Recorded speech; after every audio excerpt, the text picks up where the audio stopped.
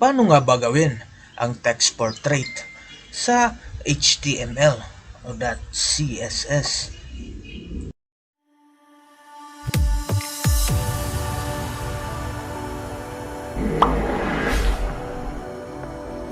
Hey, what is up yo? This is Sarento Waray at kung bago ka pa lang dito sa aking channel, huwag mong kalimutan mag-like, subscribe at comment at hit mo na din pati ang notification bell para updated ka lagi sa mga bago kong uploads.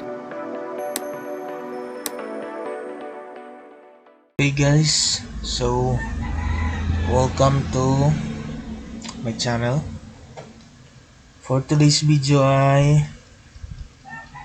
gagawa ko ng tutorial about sa text portrait gamit ang HTML.css.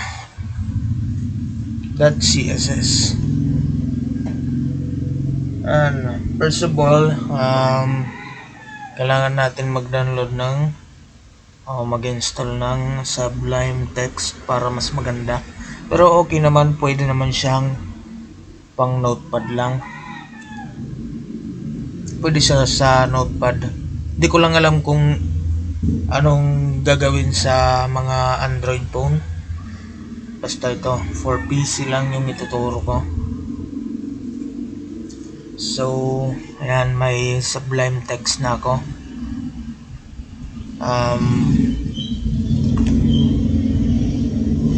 First step, right click kayo. Gawa kayo ng bagong folder para mas maganda siya, para organize ba. Yan, pangalanan natin ng text portrait.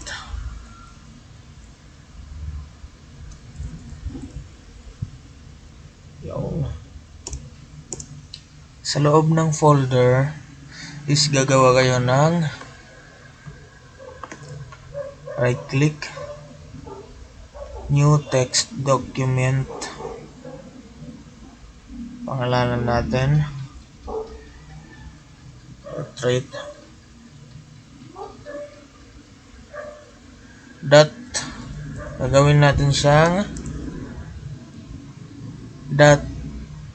.html, tapos yes lang yun. Tapos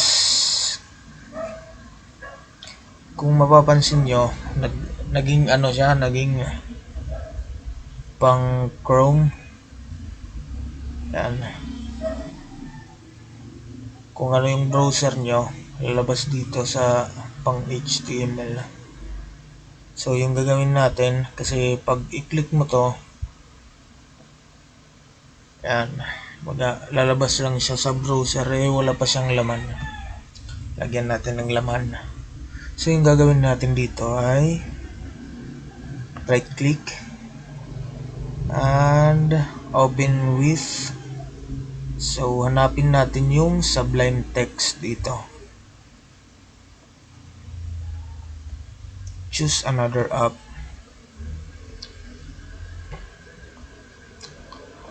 So more apps. Ayan, Sublime Text. Kasi mas maganda mag-edit dito Yun. Ayan. So unang code natin is type tayo ng HTML.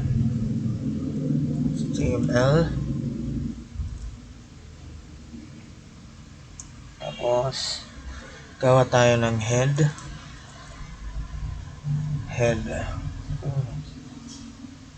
Ito pala, itatab na lang natin para mas mabilis. HTML. Yun.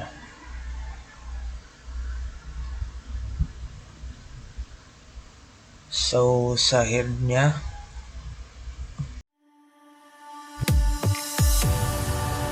Pero bago ang lahat mga katropa, subukan natin na pabutin ng 100 likes ang video na to. At kung gusto mo pa ng mga ganitong uri ng video, i-search mo lang ang aking YouTube channel.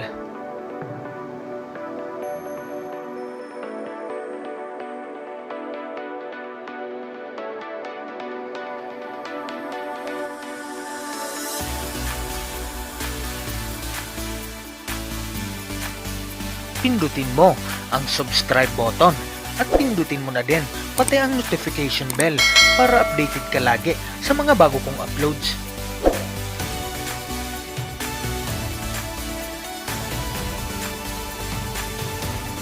At pwede mo ring subukang panoorin ang iba ko pang mga video.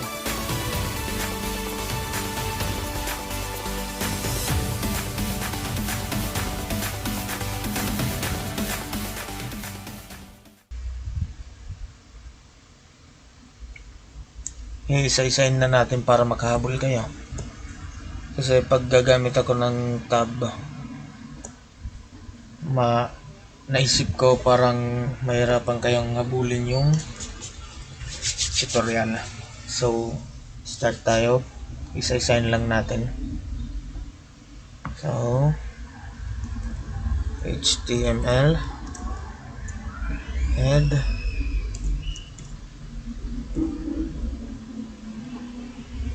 so tapos ng head is sa title.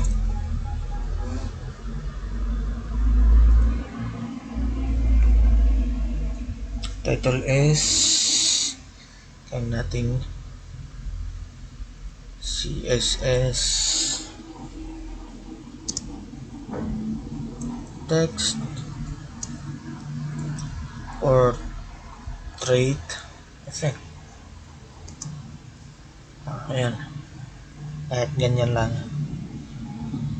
Tapos sunod is meta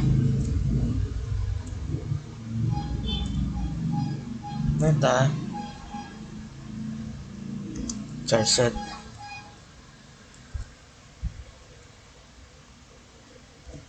equals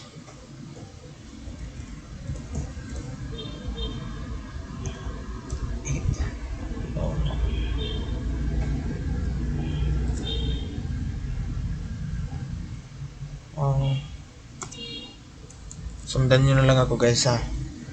Napapagod akong magsalita.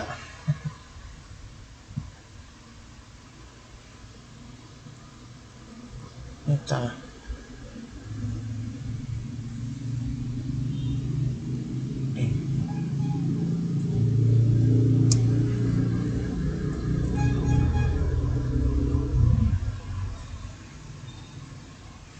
Import.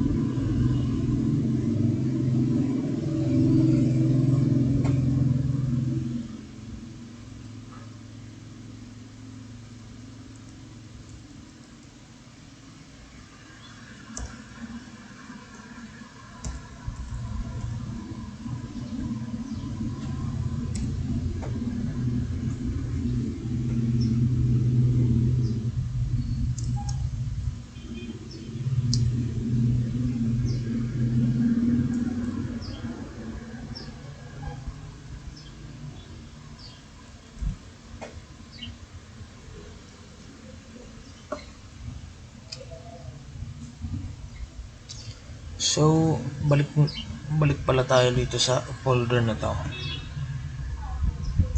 Para pala sa picture na ilalagay o sa gagawin yung background image sa text portrait ay pwede kayo kumuha ng ng images. Meron na ako dito copy na lang. Tapos yan. Ginawa ko ay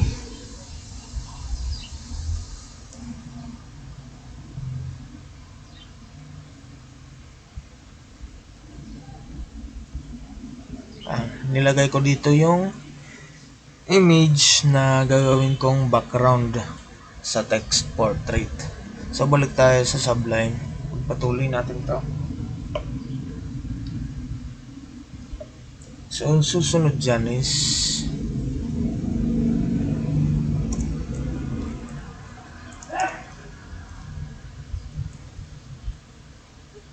style.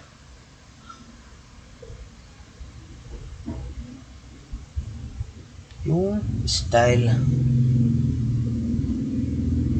So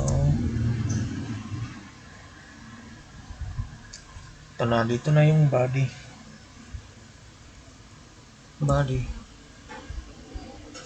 Tapos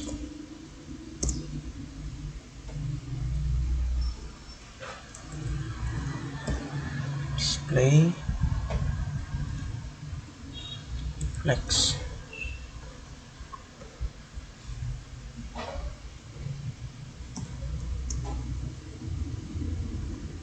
Align.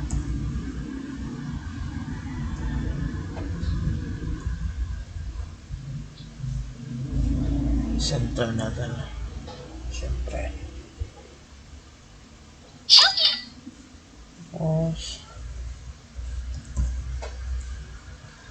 justify content.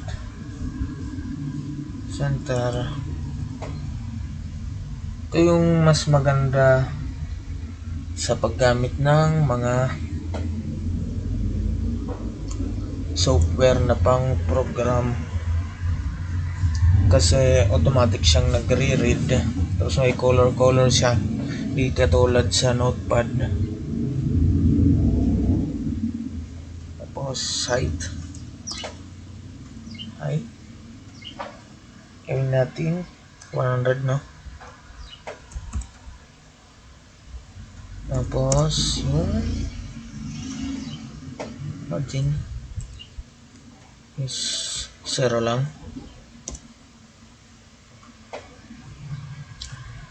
Ano natin? Sa pixel.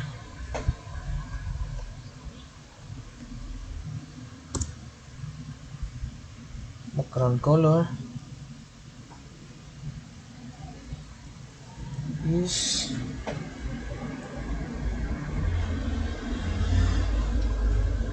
kaya natin ba yung maganda?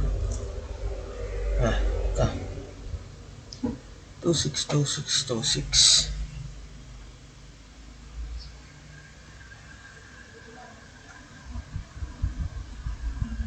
Tapos ano naman, font size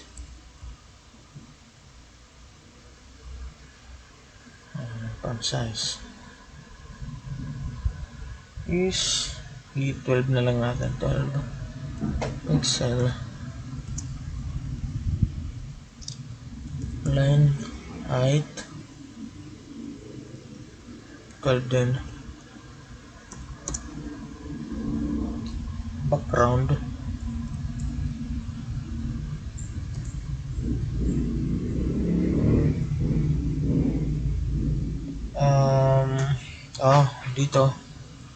dito na natin ilalagay yung yung image niya. Yung ilalagay natin dito sa background URL, tapos sa loob ng parenthesis tignan natin sa folder kung ano yung yung sw.png. So ayan, sw.png, yan yung ilalagay natin dito, sw.png. Kung ano lang yung name ng image na gustong ilagay mo, yun yung ilalagay mo dyan sa background. Huwag niyong gayahin yung nandito. So saan na ba tayo? Sa background position naman. Background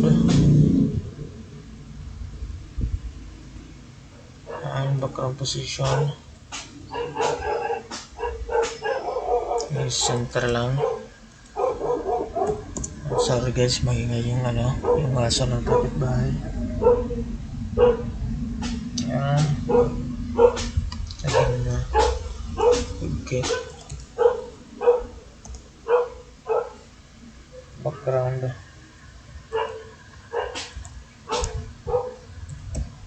Background. Clip text. Diba?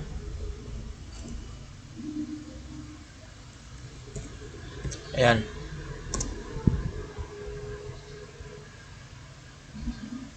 Tapos dapat fix lang. Background. Attachment is fix lang. Ayan. Tapos ang sinasabi ko na maganda yung sa Sublime kasi automatic siyang kung itatab mo na lang kung ano yung ilalagay mo doon. Okay. Next.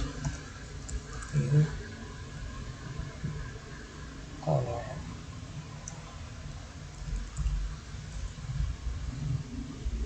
So, and then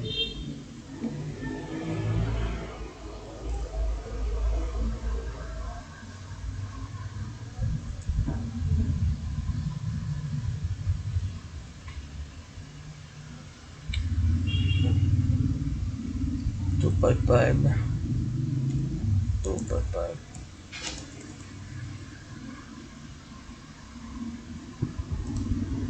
Parang sa networking lang, no?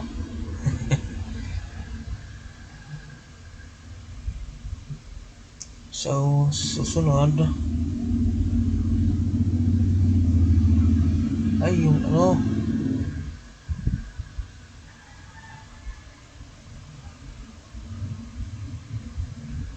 yung text na yung gawin natin yung sa text body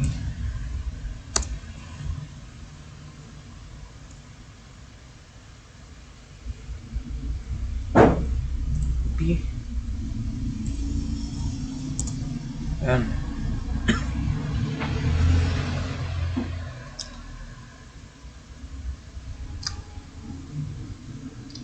So, kahit anong text ang ilagay nyo dito sa loob ng P na to,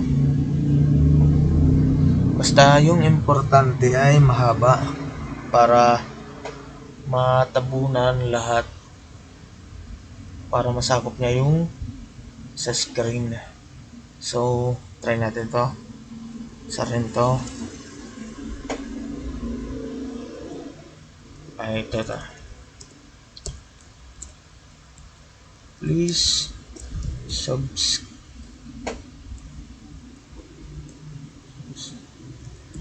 to my YouTube channel Sargento Waray.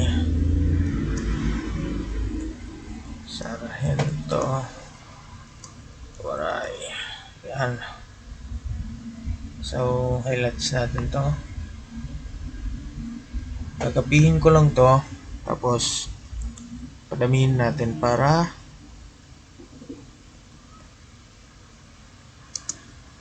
ayos.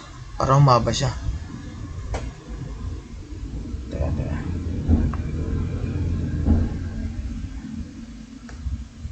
Yun. Copy. Tapos paste.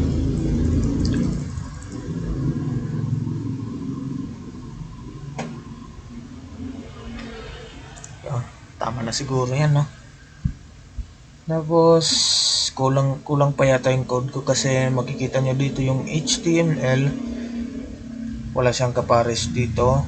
Dapat may kapares siya. Yung may mga ganito, dapat may kapares siya yung tawag nito, yung greater than, less than. Sa loob niyan, ayan, dapat may kaparehas yan. So HTML na lang yung wala, lagyan natin. So HTML, parang pangit. HTML, pero pwede naman yun. Ay, yun, pwede na yan. So Control S lang, Control S, tapos balik tayo sa folder. Double click lang natin to, yung so ayan, kasi naka PNG yan, kaya yan lang yung nakuha. Tapos yan talaga yung yung gusto kong makuha. Naka PNG lang kasi yung image, pero pag yan, lahat yan masasakop ng text portrait. So yan lang po. Don't forget to like, subscribe, comment, and hit the notification bell para updated ka sa mga bago kong video.